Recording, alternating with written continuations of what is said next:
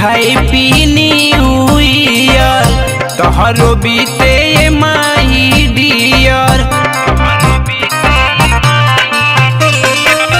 Happy happy new year तोहरो बीते my dear.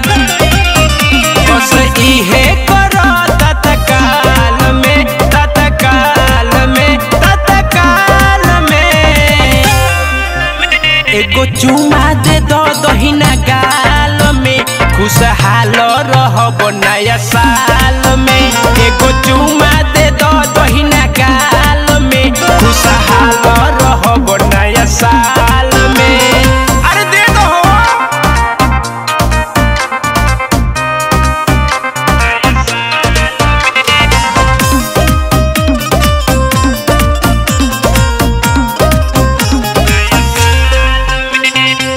सातो जन्म रखो सीना में शिफ्ट हो दिल में बालिफ्ट तो का हुई गिफ्ट हो।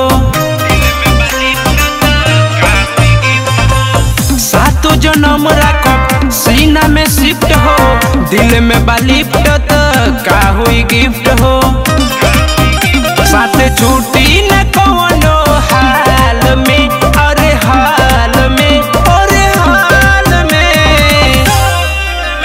एगो चुमा दे दो दहिना गाल में खुशहाल रहब नया साल में। एगो चुमा दे दो दहिना गाल में खुशहाल रहब नया साल में हो।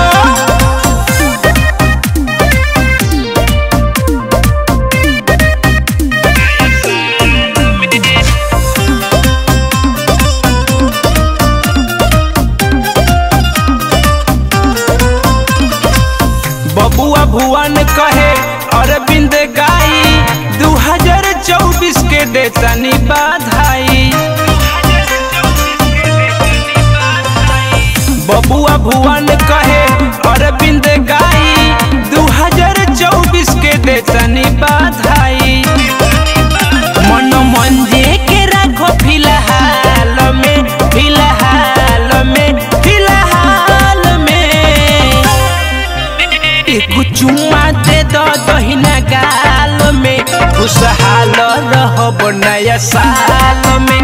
एगो चुमा दे दो दहिना गाल में खुशहाल रहब नया साल में।